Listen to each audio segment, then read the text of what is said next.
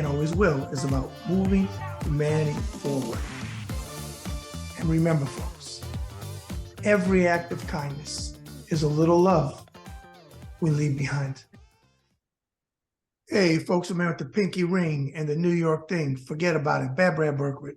And you're watching another episode of the Bad Brad Berkwitt Show on the Ringside Report web TV channel. Now make sure you hit that button and subscribe. Leave comments below on this video. I always personally respond. As well, follow me on Twitter at BadBradRSR. Again, that's at BadBradRSR. And you can also now find me on Post, same handle, at BadBradRSR. Also, check out my great writing team on ringsidereport.com. Again, that's ringsidereport.com. Well, today, folks, I have a returning guest who is a regular on my show and a good friend. He is the host of the popular podcast, Justice Matters. He is the one and only Glenn Kirschner. Forget about it. All right, Glenn. Well, good morning. Welcome back to the show. Good morning, my friend. Let's get right into it. Some hot topics. People want to know what you have to say. Let's start out with the upcoming criminal referrals from the J6 committee. Who will be referred and what impact will it have on the DOJ? Yeah, so there are actually good arguments on both sides of the criminal referral question. First and foremost, as a former career federal prosecutor, I like to think I was fiercely independent in making prosecutorial decisions. So if an outside agency or organization or person tried to influence my charging decision, I blocked it out. I didn't really want to hear it. I didn't need to hear it because I made my decisions based on the facts and based on the law. Now, I would love to talk in a few minutes about what happens when the facts show somebody committed a crime. The law to be applied to those facts mandates that the person should be charged, but there are no indictments forthcoming. That's a problem that we sort of find ourselves wrestling with right now. But going back to criminal referrals, I didn't really want outside opinions because I'm basing my decision whether to indict or decline to indict based on what my investigation developed. That being said, Congress is a co-equal branch of government, obviously, to the executive branch where the Department of Justice lives. And when a co-equal branch of government conducts the kind of far-reaching, exhaustive, historically important investigation like it did of the attack on our Capitol, the attempt by a president to undermine our democracy, and they amass evidence that consists of well over 1,000 witness transcripts, probably millions of documents, countless pieces of evidence. And they pour through that and they reach conclusions. And let me tell you, Brad, I can't say this often enough.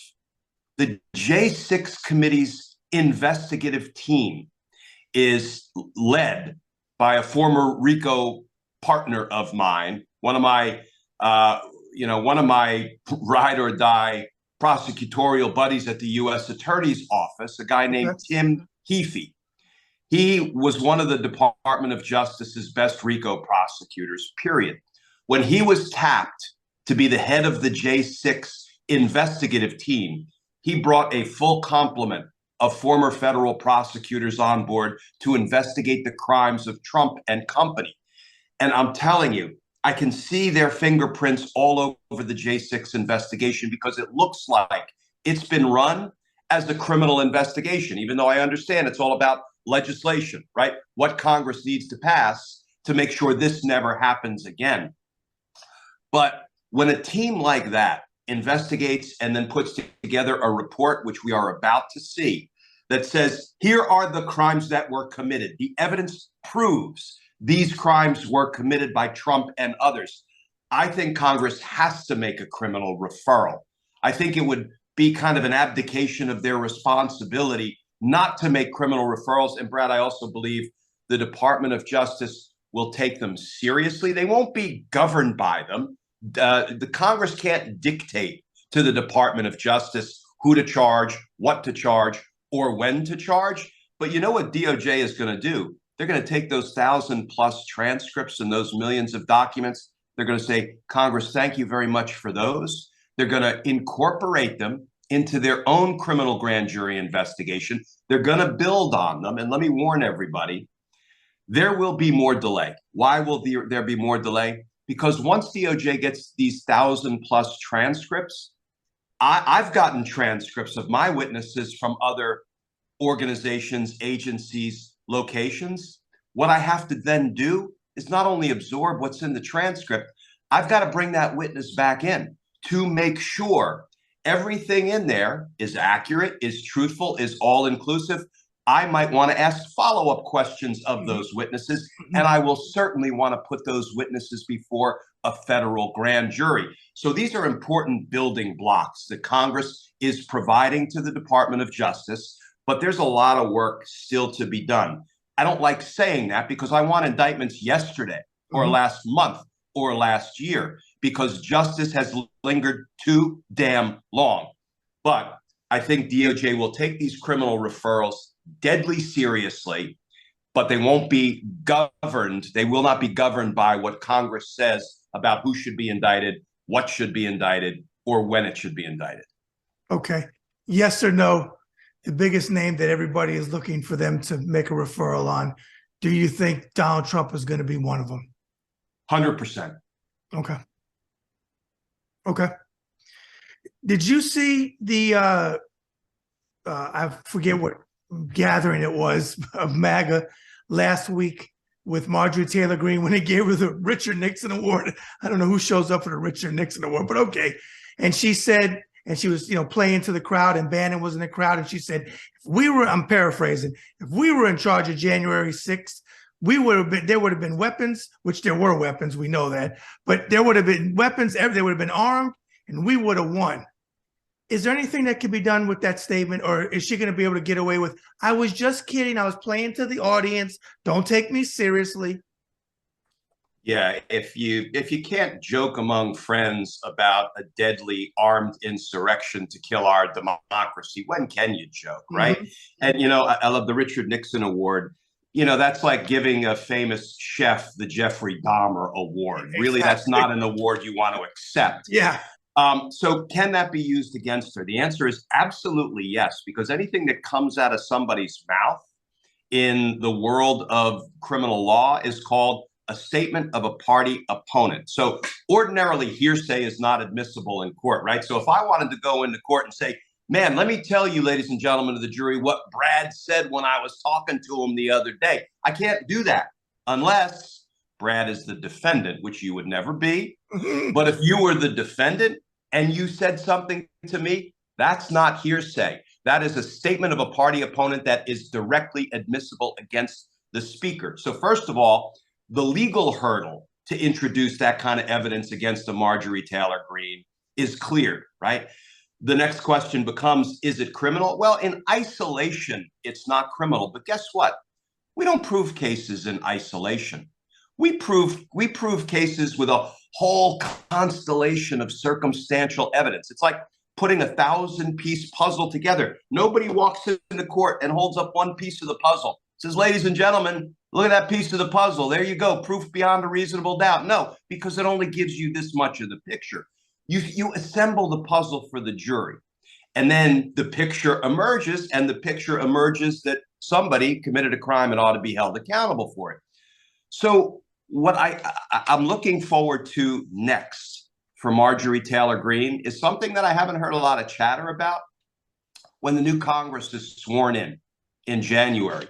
Remember, the 14th Amendment, Section 3, says insurrectionists are disqualified from serving in Congress, right? I'm shorthanding it. Obviously, people can read the precise language of it.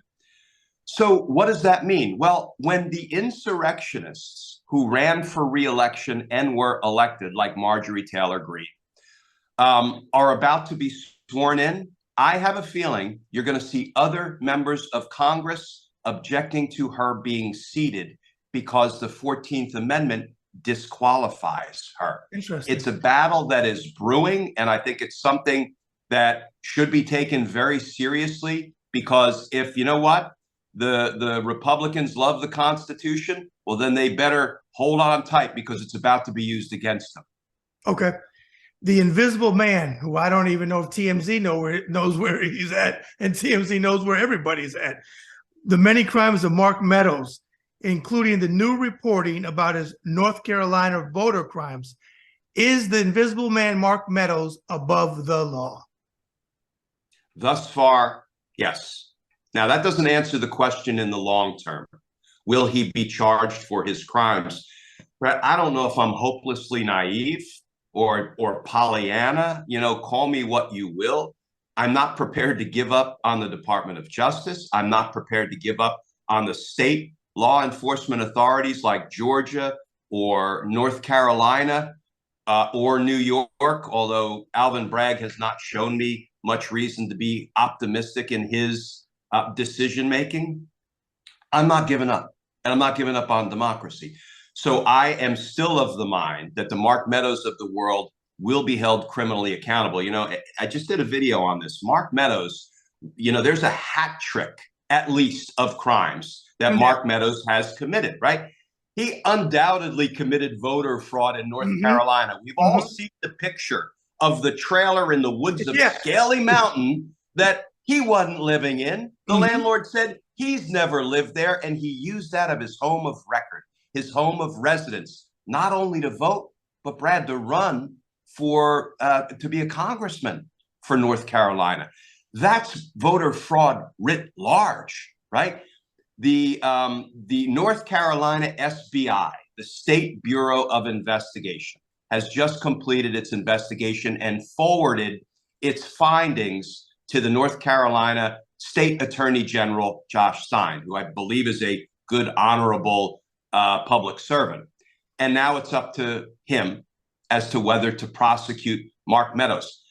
If he is not prosecuted, then that takes me another couple of clicks down the road to him being above the law permanently. But let's see what happens with that criminal case. There is the other criminal referral that happened almost a year ago to this day, when Congress referred Mark Meadows for criminal prosecution to the Department of Justice for contempt of Congress. Now, Brad, that is a crime that he inarguably committed.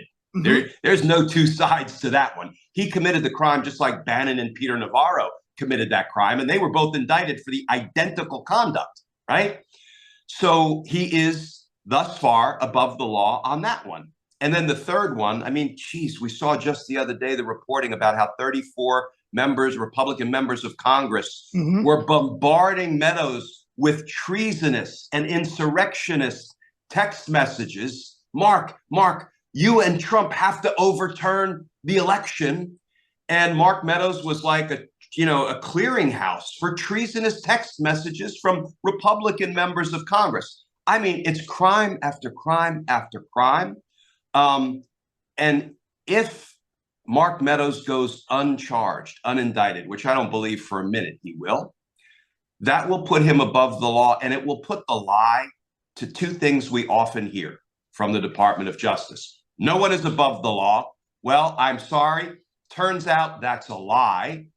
And the one that, as a former career prosecutor, just gets me so angry, that DOJ and all other law enforcement agencies say we will follow the facts and follow the law wherever they lead.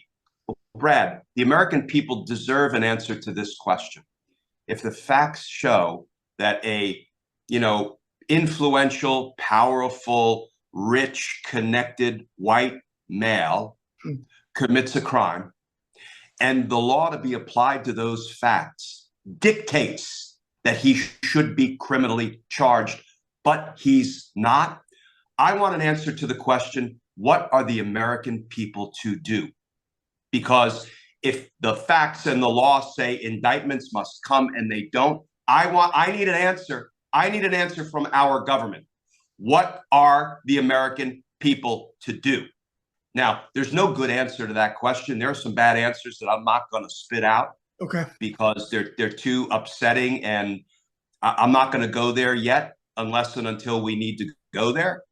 But these people better be charged for their crimes, or we're going to have to answer the question: what are the American people to do? Okay. Let me ask you about Elon Musk. I'm not a fan of his. The game, it just doesn't stop. He's a petulant child, Yeah. and I've had to create an account on Post because he's messed with my account. He's ghost banded me. He's not just me, but a lot of people I know. He's been playing games. What he's doing, I know he's the owner of Twitter, or supposedly, or I don't know if it's partners or whatever the deal is. Is there any, with him deleting people, suspending people, and all the stuff that he's stirring up, is there any legal recourse that these people I know we always get it. I always ask you about, I know anybody can sue, but I want to talk about frivolous lawsuits that are going to go nowhere. But is there any legal recourse against Elon for any of the type of stuff that he's been doing with Twitter? So, as you know, I try not to pretend to be an expert in subject matter areas that I just don't know enough about to offer an informed opinion. I've never brought a civil suit in my life. I've prosecuted every kind of crime imaginable, from murder to rape to RICO to arson to espionage when I was in the Army, to death penalty cases. I've never brought a civil suit, and I've never tried to put a class action together. So I will not lead people astray and say, yeah, we can put a class action together against Elon Musk, because I don't know that it would be successful. And here's my inclination, is that he's a businessman. He's running a business. He's deciding who can be involved as a customer in his business and who can't be. You saw that he just banned a bunch of reporters who are critical of him. He just banned, I think, Mastodon, like the Twitter Mastodon account, saying, here's how you can join Mastodon. So it's clear that he's not an honest businessman. He's not an ethical businessman. I don't know that anything about what he's doing is illegal, but I do think it raises the question again, whether Congress should be involved in trying to legislate the oligarchy of big tech. I believe Congress should be involved in that. And I don't want to get too sidetracked. I want to answer the Musk question as best I can.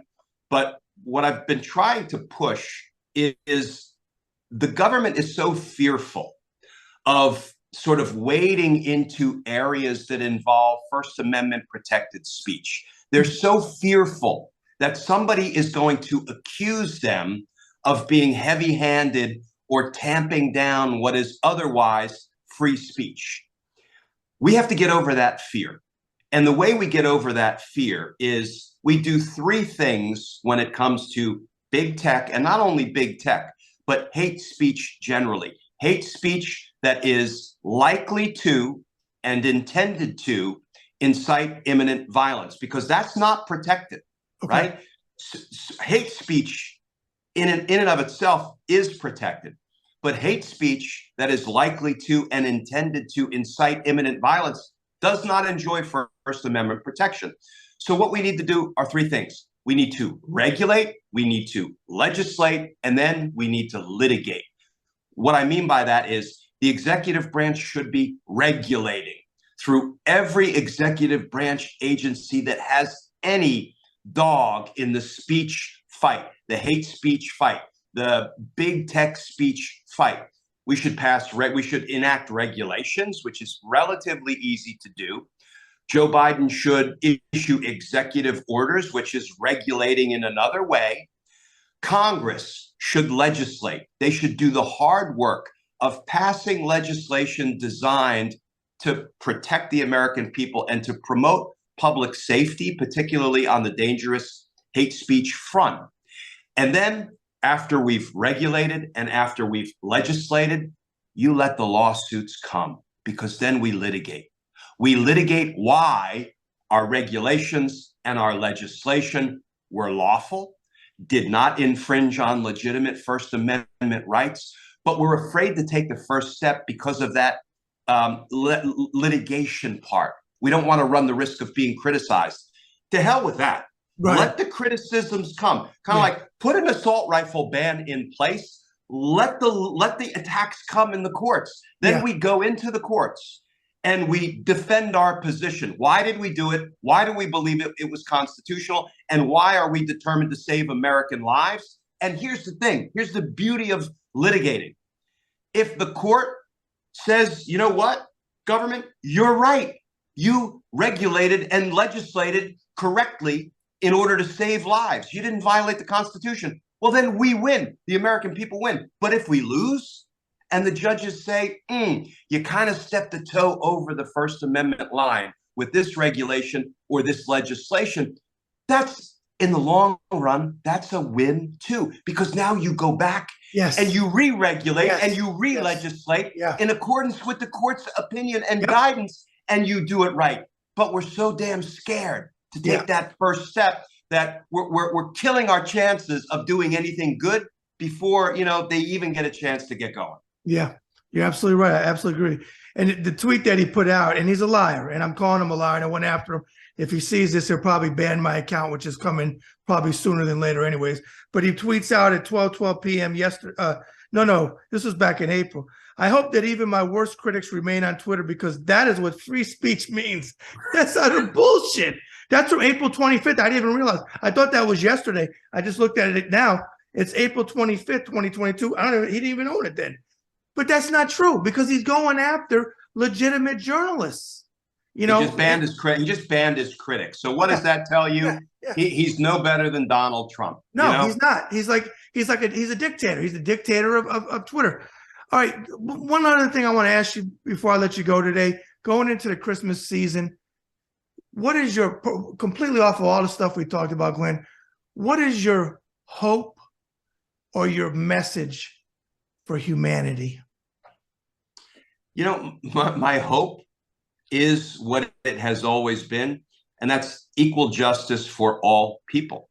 You know, without equal justice, there is no justice. And I talk a lot about criminal justice reform, and there are lots of ways we need to reform the system.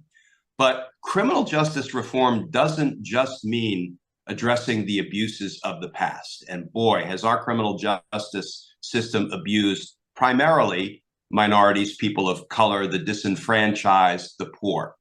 That's an important component of criminal justice reform.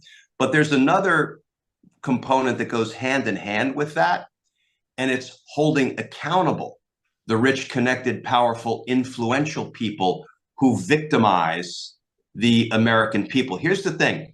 You go after a purse snatcher, right? And you know what? You snatch somebody's purse, you should be held accountable. But boy, if you're a person of color, if you're poor and you snatch a purse, you may sit in jail forever pending trial. You may get a lengthy sentence of incarceration. And the damage done in a purse snatching case is important, right? I'm not dismissing it, because there is a victim who has had his or her purse snatched, and that's bad, and that has to be addressed. But that damage is limited to that one person. Right. When you have somebody like this Sam Bankman-Fried character, or others who will do large-scale damage to literally thousands, tens of thousands, sometimes millions of people, that crime has a far-reaching effect in a way a purse snatching doesn't. Those people should be punished in a way that addresses the massive victimization they perpetrated. They should go to trial. I mean, they should go to prison, 1,000 times longer than somebody who snatched a purse. We lost all sort of sense of proportion when it comes to fighting crime. We think that being tough on crime means cracking down even harder on the purse snatchers. No.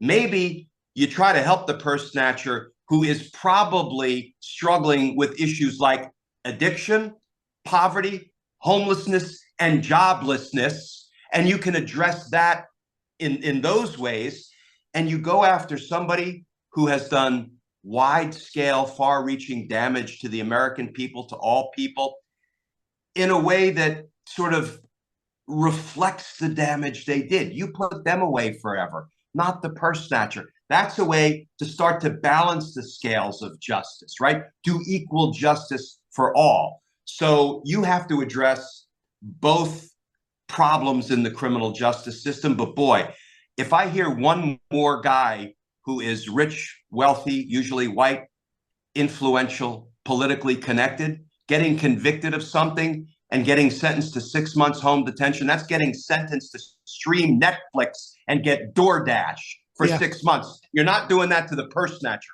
Come on, a little bit of flippant fairness is what we need. Okay. Well, on that note, happy holidays, Merry Christmas, whatever you celebrate, whatever your thing is, brother, to you and your family. Thank you so much for everything you've done for me in 2022. And we'll be talking again in 2023, which is right around the corner.